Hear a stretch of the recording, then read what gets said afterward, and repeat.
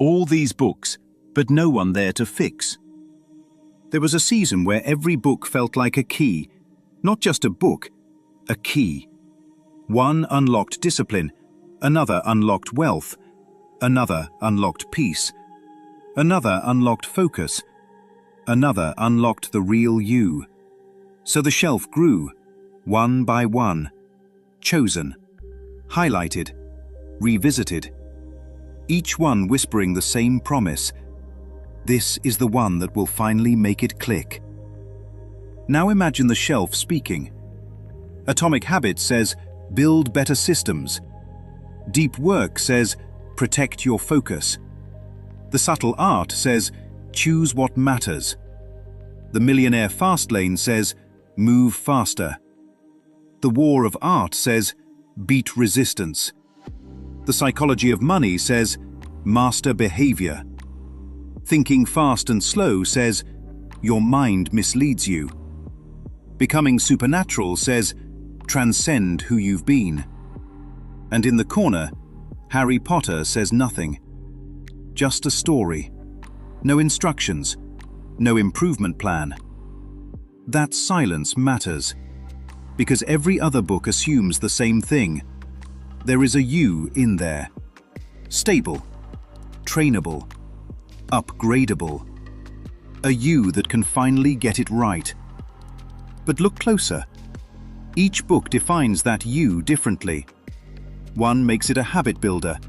Another makes it a distracted worker. Another makes it an emotional chooser. Another makes it a wealth creator. Another makes it a mind to be rewired. Same reader, different identity. So which one is real? They cannot all point to the same center, because the center keeps changing. And if it keeps changing, what exactly is being improved? This is where the loop reveals itself.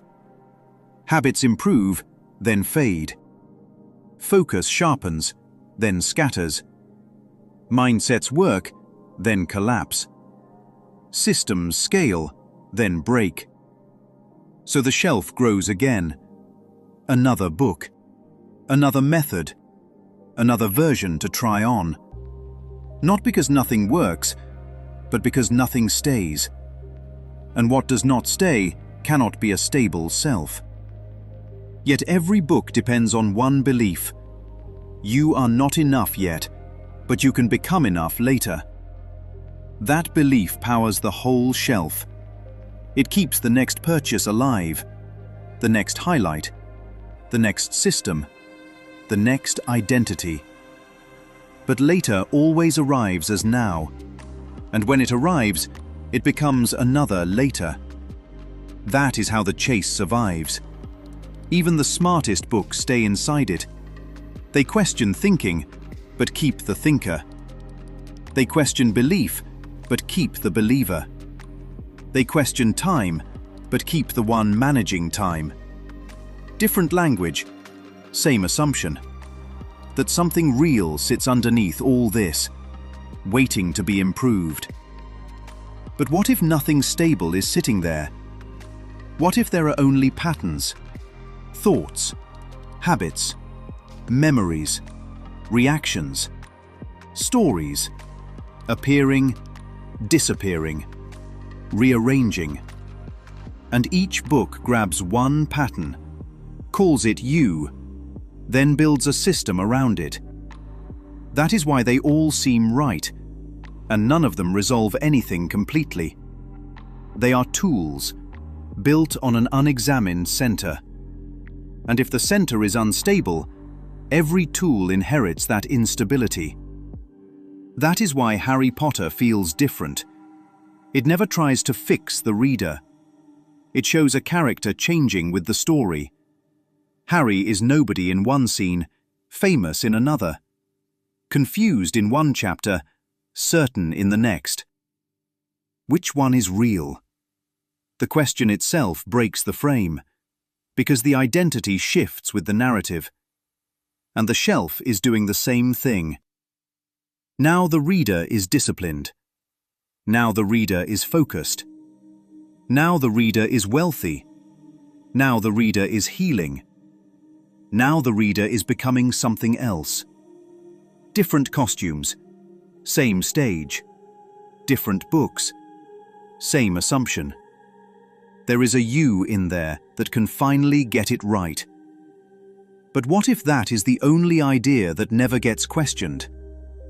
What if the one trying to become peaceful is made of conflict? What if the one trying to become successful is made of lack? What if the one trying to become focused is made of distraction? What if the one trying to become more is built on not enough? Then the issue is not the book. The issue is the reader, not the person, the assumption. And that is why the shelf matters. It is not just a collection of books. It is a museum of identities.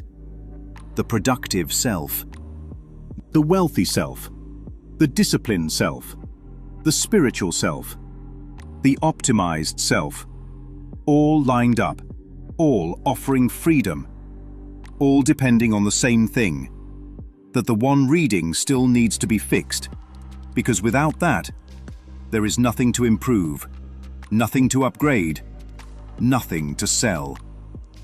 So the promise continues. Not yet, but soon. And soon never arrives anywhere but now. And when it arrives, it asks for another soon. That is the loop.